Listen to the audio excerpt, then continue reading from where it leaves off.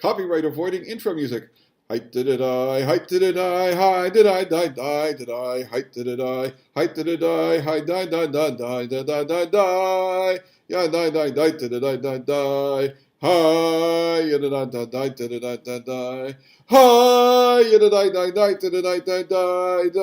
die did it I die. Experimental podcast number 2, recorded live in the middle of a political mess in Eretz Yisrael, the land of Israel. Following Israel's failure to form a government, and what does that mean? That means there was an election, and the parties that won the election couldn't get together and figure out squat. No, they couldn't form a coalition. They couldn't agree on squat. We want too much. We want too little. We want to give away power. We don't want to give away power. We want everyone to wear big rubber noses. Whatever it was, no one would agree. So what happens actually is the previous government continues, which, hey, works for them because some of them didn't even get back in after the election. Why was the 20th Knesset dissolved? So the 19th Knesset, not the Knesset, but rather the ministers, the secretaries, the way it would work in the United States, that are still in power, doing their roles. From the 19th? Yeah. No, I'm talking about... Shaked is still the Minister of Justice. But we just had the 21st... so the 20th. So the 20th is still in power. So I'm here with my daughter, who actually is heavily involved in one of the political parties. What did I get myself into by doing that, really? You certainly got your phone to ring every 5 minutes. That's true. So, what the heck's going on? Let's talk about some of these fun parties. First of all, let's talk about Zehut.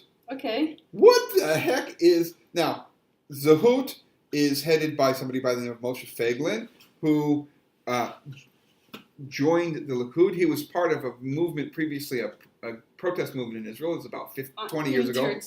Called Zohar Trenu. That's right, yeah. Zohar Trenu. Not in Tertu. I apologize, my wrong. And then he eventually joined the Likud, and actually he got about, I think, 25% of the movement was kind of behind him, but I think it was a bit more, but yeah. Netanyahu outmaneuvered him on the list, and he basically got sick of not being able to actually get in the Knesset, even though he had quite a bit of influence. And so he bailed out on them and then came back about 5 years later and now has created a niche party, which stands for, I'm not sure. Well, no, he's clear. He has a whole book on his platform. So, who writes a whole book of a platform? I don't think any party in the history of man. Well, in Israel, they do in the U.S. to come out with a multi-100-page party platform, which no one actually pays attention to after party meetings or party conventions, is normal. However, in Israel, it definitely isn't. As a matter of fact, I think over the last 4 or 5 elections in Israel, the parties have moved further and further away from actually standing for anything. I can agree with that. I think that, though, having a platform, understanding the ideology is important. He's very clear on what his ideology is, and I think that if you read his book, if you go on his website compared to many others, so you can get a very clear idea. Okay, so what is the ideology? Because it seems to be such a mix. The ideology is get the government out of your life. Okay, that's pretty much it. Get the government out of your life. Okay, yes, there's certain basic things the government should run. Okay, but the more the government's out of your life, the happier basically you'll be, and you will succeed more economic-wise. You'll succeed more, whatever, in many different avenues and areas. His slogan is, take back your freedom. So in the U.S., we would call that libertarian. Okay. In Israel, that range is probably what we would call far down the bizarre realm, because the Israeli government, well, actually the U.S. government's gotten pretty involved in everything over the last 15 years as well, but the Israeli government's always been heavily involved in it's socialist oriented. So it closely manages, for example, the whole healthcare market and system. There really isn't a healthcare market. There's a healthcare. Well, there is. There's a healthcare ministry. There Okay. is a ministry, but there is a healthcare market. I will explain, being that I also am the founder of the Israel Migraine Foundation, that like if a drug company, for example, Allergen, wants to come and sell medication, they do sell medications or like try to get doctors to prescribe more of a certain medication to people. How much money can be made? There are also medications that, for example, are not in the health basket. So there's always ways to manipulate the system. But for example, if I decided today I want to import an MRI machine into Israel, yeah, so I you have to couldn't. go through the health ministry. Even if I wanted to bring it in for private use or for my friends or to give it free to a hospital, I literally couldn't do that because there's complete control on MRI machines in Israel. Yeah. That has to be approved through the Ministry of Health. The Ministry of Health has a bit too much control, but on one hand it's a good thing, on one hand it's a bad thing. I don't want to get into the whole how's the healthcare system in Israel compared. It's its own ridiculous issue. But the point being, so if I say get the government out of your life in the U.S., unless you're like a contractor building houses and you have to deal with permitting everything, or you're in a business that has lots of license controls, most people don't run into government on a very frequent basis. Yet in Israel, people probably do. So it's really a foreign concept. Does he really think that's going to fly in Israel? Listen, the support he gained over the 5-6 years till elections, and during the elections, really brought up that there are serious issues here. And I agree there are serious issues. The country is very bureaucratic. The country is very involved in your everyday life. You pay very high taxes here, for example. Well, so for example, he, in this policy-ish idea, one of the areas which runs stark headlong into the wall of how the thinking in Israel is he also, as part of get the government out of your life, part of the government in Israel is a certain amount of societal, religious operational controls. Like public services aren't provided on Saturday, on Shabbat. Yeah. Okay? That's a Jewish religious thing. And one of his parts of get the government out of your life is, and that includes separation of church and state. Separation of church and state. So I think that's a very interesting question for Israel, if there should be separation of church and state. Because let's be very realistic for a moment. The rabbinate of Israel, is a complete disaster currently. Now that's not because they are a Jewish religious organization. That's simply because, in the end, government is government. And most of the Israeli government offices run equivalent to the DMV in the United States. Just not places that you want to spend time with Byzantine processes and not very helpful personnel. No, I don't mean like bureaucratic government stuff. I mean bureaucratic by the fact, for example, that the get process can be a nightmare. Or let's say someone's making aliyah to Israel and they're a convert or they're Jewish, but the Rabbanut won't accept it. Well, again, that goes into the Byzantine process. There's a lot of overhead. There's a lot of necessary paperwork. You have to bring paperwork from approved, known organizations. So if you don't know what the process is, forget about knowing the process. Why is the process such a nightmare? If like someone made a convert and they're like, guess what? We're not going to recognize the fact that you converted to Judaism. You're not like Jewish enough for us. You're not kosher enough. You're like, what is it? I'll tell you what it is. Okay, the question is, Israel is a first world country with a first world economy, which makes it a valuable destination for people who want to come, get benefits and support from the government for arriving, and live in a first world country. What if everyone in Sudan arrives tomorrow and they wrote on a piece of paper, my rabbi says I'm Jewish? But like, if you're getting it approved by a based in the United States or England or because it's the same answer. There are people who say they're a based in who aren't. There are people who you can pay off. They're somewhat justifiably torturing people. Well, so what the Rabbanut is saying is, here's Based in as a Jewish religious organization, a Jewish religious court, essentially. Here are ones that we recognize around the world.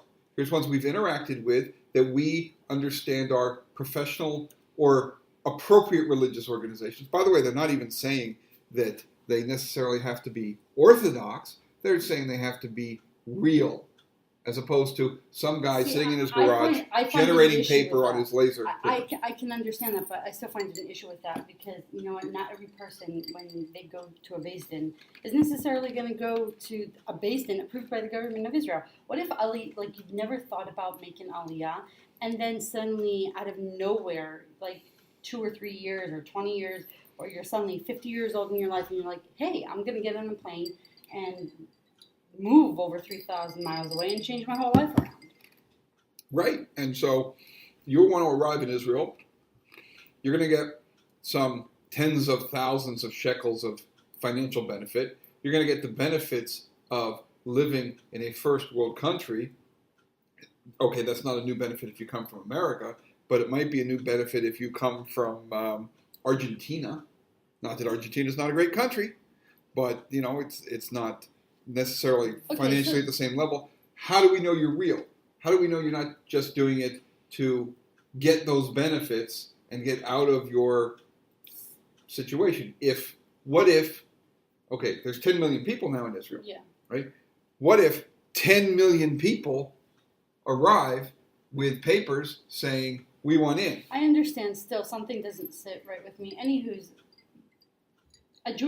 should a Jewish country be run as according to Jewish law? That's the essence of the question. If you're going to have separation of church and states, and in a place like the United States, I can very much understand it because the United States is a place of many different religions, or atheism, and you have your choice.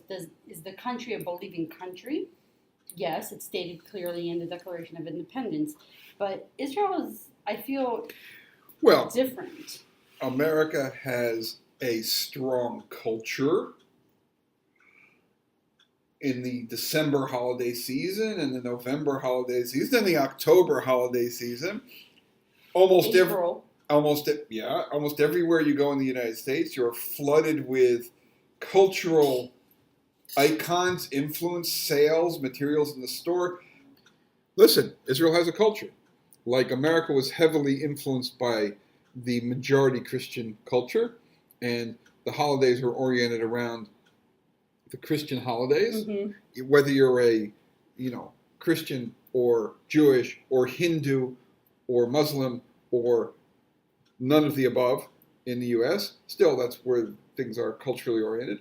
In Israel, the cultural majority and cultural orientation is Jewish. And the holidays are Rosh Hashanah and Yom Kippur and Sukkot and Pesach. That's true. But should we allow those who are not religious? Basically, change the question around this way.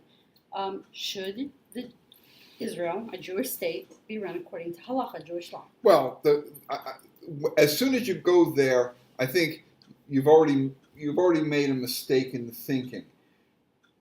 Historically, it never was, even in the times of David HaMelech, King David, and even in the times of Shlomo HaMelech, King Solomon, there was the strong religious structure and there was the secular governing structure. For example, it discusses in the Gemara that the king could decide to execute somebody even if the Sanhedrin didn't, because the secular society has the right to impose laws on top of the religious structure. So for the year 5779 or 2019, is it appropriate for Israel to be run in a Jewish religious way? Well, it's not being run in a Jewish religious way. I know, but is there an appropriate? Should that be the goal?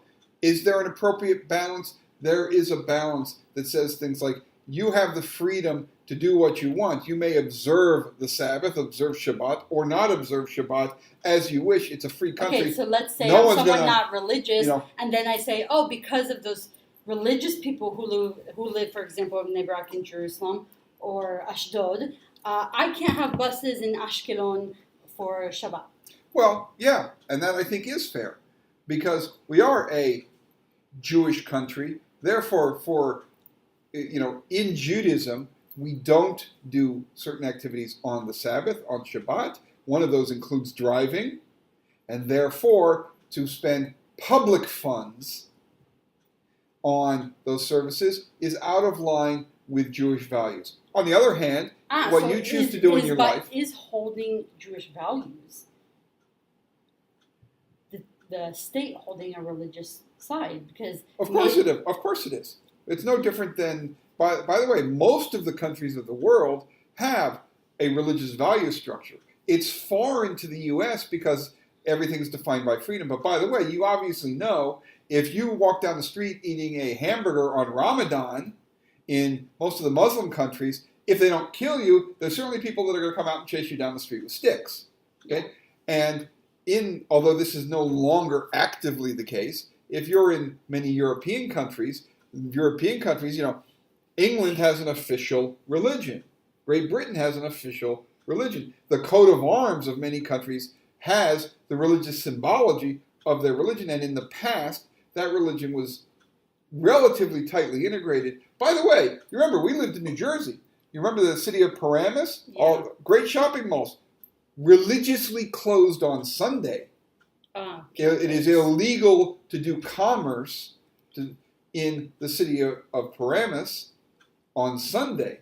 Now, they certainly can't write down that's because of the Christian day of rest, but that is why it's there. So for example, those that may not hold the same religious level as Orthodox or ultra-Orthodox people have a point in saying we should have the benefits, I guess, if you want to call it that, of being able to lead our secular lives? Or is there a point in saying, okay, there's Jewish values right now, and we should hold by these Jewish values, and this is what we will consider for our country regarding marriage, this is what we will consider for divorce, for other ritualistic things and other holidays? Or is it better to say there should be a separation, people should do whatever the heck they want, and that way it won't cause a huge rift in the society here? There's going to be a rift this way, and there's going to be a rift that way. The question is there a balance, right? I think Zehut comes and raises a point that this country is far too bureaucratic, and it's far too, although they've given up a lot of the socialism, okay, it's still far too, if not socialist, way too bureaucratic. Okay, it is in many ways challenging to start a business. You've got to involve a lot of professionals because there's a lot of Byzantine government processes and everything else. If you wanted to run your own bus line in Tel Aviv on Shabbat, you can go run your own bus. Now, there may or may not be regulations about whether you could actually accept the payments, okay? Or and there might be regulations about whether you could compete with the city, even though the city it does not run the bus. The city just puts out a tender, and then whoever is the cheapest. I understand, but that also means, since you said the city puts out a tender, yeah, that means you can't run a competitor. Okay. They said there's one bus line. So the law may be, and I don't know this is the case, the law may be you can't run another bus line, right? Okay. Because that is the approved bus line. So, for example, we have a city bus. It comes down our street every 15 minutes or every half hour, whatever it is. The 3 or 4 different lines that come through. Yeah. Those are the approved, Transportation Ministry approved lines for our area. But there's a private bus that goes through this neighborhood as well. Is there? Yeah. It goes through at least 5 times a day, if not more. And it's way cheaper. Like if I want to get on Jerusalem, to Jerusalem. Okay, so that's the question. It may or may not be that you can compete. And their buses are always full. That you can legally choose to compete. If you can legally choose to compete, compete. And if the public service is empty because of it, then eventually they can shut down the public service. But part of his stance of separation of church and state, this is part of why he got so attacked, especially by the right community and the religious community in the last election, was, for example, he had someone in his list against Brit Milá. He said that the Chok HaChametz, where the country sells all chametz of the country, and businesses are not allowed to own chametz. They have to sell it to the rabbinate. Should be canceled. That's almost silly because it's almost purely symbolic. It has a religious significance, but it's almost purely symbolic. So that going and raising issues like that are ridiculous. Okay, raising an issue against circumcision, that's a much more major issue, which in Israel is going to touch a major nerve. And we're not, although there's some European countries that have tried to say, mostly, by the way, because they were worried about female circumcision, but of course it falls over onto male circumcision, are trying to say that it should not be allowed because the human should have the right to choose, which they can't do until they're 16 or 18, which obviously violates our religious principles. You're not going to turn around in Israel society, which is if not a religious society, a Jewish traditional society, majority, and turn around and say circumcision is a bad thing. That's stupid. Okay, so and that's going to get a reaction from people against you. That's just outrageous. It's going off the deep end. So why do you think that Fayga, the Zehut party, lost this current election? Do you think they have a chance in the election for the 22nd Knesset? Is it worth it for them to join up in a technical bloc or run with another party? Will they do such a thing? Are their supporters complete nut jobs, as the media and people say they are? Have they taken things to the extreme? Is it all about the cannabis? Well, by the way, that's one of the ways I think that he got at least half of his support was there's been parties running in Israeli elections for probably the last 25 years called the Green Leaf Party, which has been trying to legalize cannabis, and Israel's actually come a bit of the way along the way. There is limited legalization of... No, there was just a new reform, you should know. Of medical cannabis. Mm-hmm. And that, I mean, took that on as a significant issue. Again, freedom of choice. Now, by the way, you would say freedom of choice of cannabis, but not freedom of choice of heroin or opium. No, listen, I personally see medical marijuana as medication, just like you go to get your Tylenol at the pharmacy, or you would go get your Moxipin, okay, with a prescription, because a lot of medications are only given with a prescription. You should be able to get from your doctor a prescription for medical cannabis for whatever health issue you have. It's a reasonable choice. It's a very reasonable position. He's trying to make it fully legalized. I don't even know if there's necessarily a problem with that or not. Obviously, there will be some societal problems. I think if we look at what's going on in Colorado, they're suffering from some of them. New problems of people being overly overly high. I want to say intoxicated. We want to say intoxicated, but it's not the right overly word. High, and is that affecting driving? Is it affecting job or whatever? And is that better or worse than people drinking, for example? Is alcohol better or worse? All interesting things that we'll see these states work through as they deal with it. But it resonated in Israel. It definitely got him a good portion of his support. Most of his support seemed to be young people, very young. It was not only young people. I must say, like a lot of parties like Meretz and even the Arab parties had people come over to Zehut because of the liberal thought process for the economy and the concept of of freedom. How that would have actually played out if he got in, I don't know. But this is part of the discussion here. So because he didn't get in, and because some of his positions, I think, were extreme over the edge, and some of the things some of his people on his list running for the Knesset were over the edge. So I think he's done. Or I think that. Why do you think he's done? Is it because one round of getting all the young people? Because what I'm hearing is no other party has a platform. No one goes into depth about the changes they want to make and their positions that they hold and their plans for the country, security-wise, financial-wise, healthcare-wise. Listen, there were two parties that invested quite a bit of effort and quite a bit of money and had a lot of presence that failed. Failed means they didn't break the three member barrier, which means they didn't get the 120,000 people per seat. Okay. So that means they need I think 243, it's like around 135. 360. They didn't get the 300,000 voters they needed. Okay. Okay, or whatever the exact number is, but it's somewhere in that range, and therefore they didn't make it in the Knesset. You had the New Right Party with Bennett and Shaked, who had a very big presence in the previous government, well liked, particularly Shaked, who still is, because the new government hasn't formed, the Justice Minister, and they were expected to do very well, but they didn't get in. Okay, they didn't get in. They got really close. I think they were down. They were within 1,000 votes or something. Yeah, I think it was even less than 1,000, something like 500 votes. Okay, but they didn't get in. And similarly, you had the Zehut party, which I think they also weren't that short. I think they got 2.5 seats worth or something like that. Okay. And they didn't get in. So the first rule of when you didn't get in is, the rule as a voter is, you probably are not going to do it again because your vote was wasted. Your brother voted for yeah, I know. For I Zehut. have friends that voted for Zehut and as well. He definitely won't vote for them again.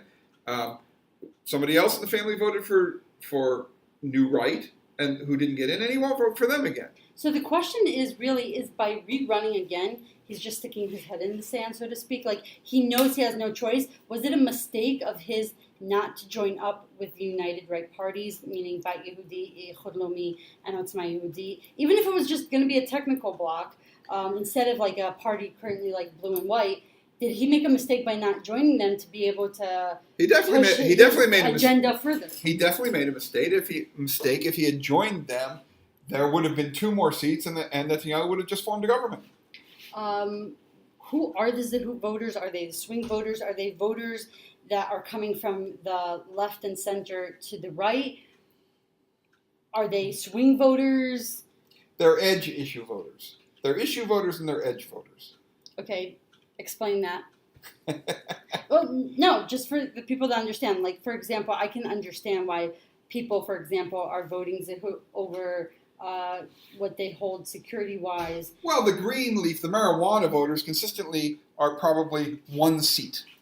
Okay, and I don't even think that they're 1 seat. No, I think they are, and they've consistently voted in every election. And Greenleaf has continued to raise money and exist, and they're not. But there are plenty of parties that continue to raise money and exist, but they never pass the threshold. Right. There were 41 parties running, and how many parties actually got a number of votes that was like more than 5 or 6 because of the votes? excitement around him with that idea, plus the libertarian idea. Libertarian voters, economic voters, are not a big block in Israel. People aren't voting that the taxes are way too high. That's kind of like just a given. Everyone puts up with it. But what if you manage to convince the people that they are too high?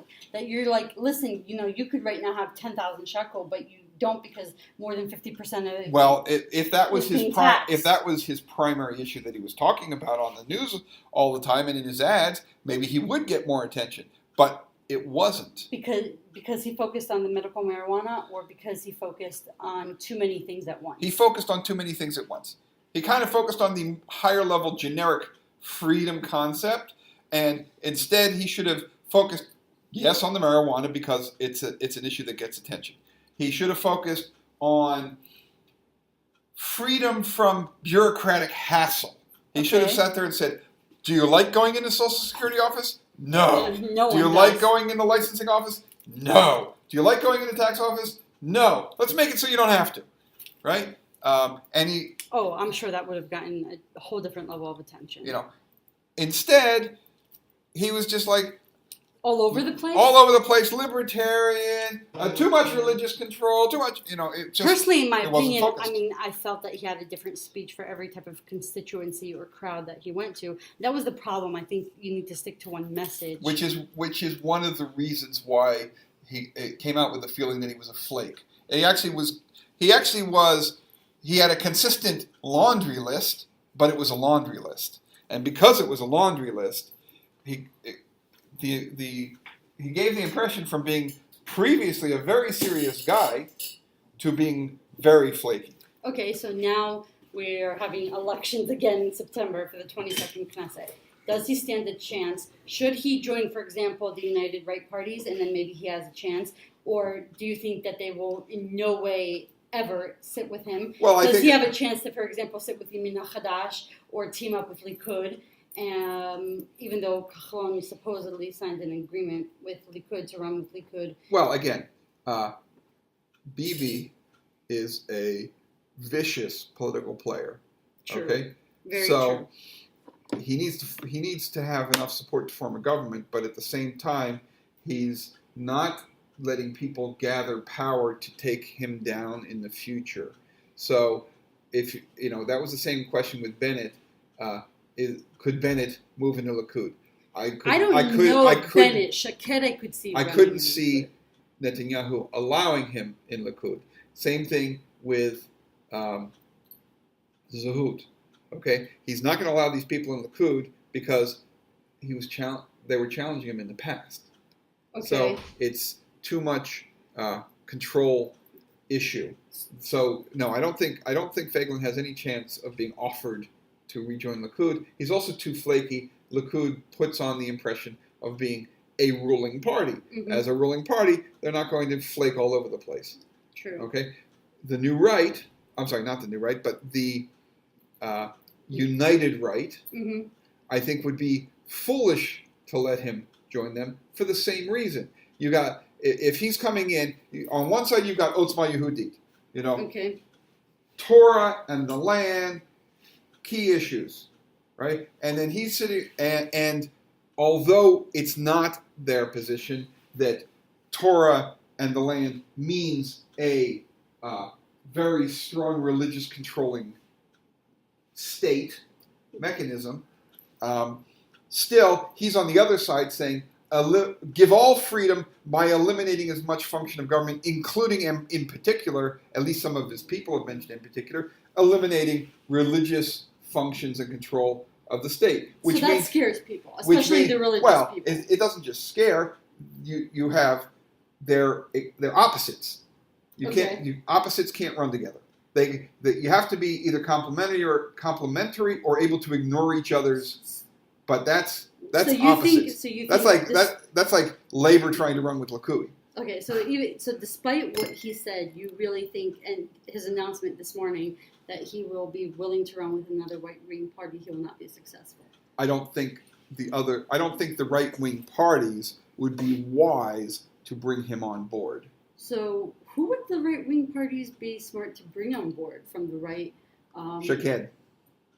If they can convince her, I'm sure Netanyahu is trying to entice her very well. I'm sure. And Bennett wouldn't be a terrible choice either. So you're saying try to bring on Yamina Hadash?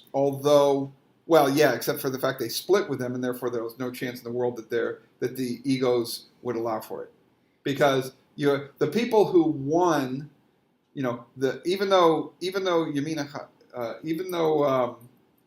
United Right mm-hmm. only got 5 seats, still some of the people who won, this is their first time up on the top, and that's a big ego boost. Look, we won. It was because of us. It wasn't because of them. It was because Bennett and Shaked walked away from their natural constituency, and the natural constituency stayed with their national core, which is National Religious Party, Settler Party, etc. All these things stayed together in mm-hmm. the United Right. Okay. Feiglin, if he toned down and dropped a lot of his insanity, would fit that, but I think he showed that he was going the other direction. So I don't think that's a fit, and because essentially Bennett attempted to screw what became the United Right, of course they would say, this doesn't really work together. Would Bennett have a chance if he ran with the United Right? Yeah, then they probably wouldn't have had 5 seats. They might have had 6. They would have had, let's say, 7 or 8, which is essentially what he had in the last election. They would have came out with 8 seats. It would have been Shaked and Bennett at the top, and they would have formed a government with Netanyahu. Interesting. I agree. Well, I can't wait to see what happens with this. Everyone's going to take 2 weeks to a month to start rolling again.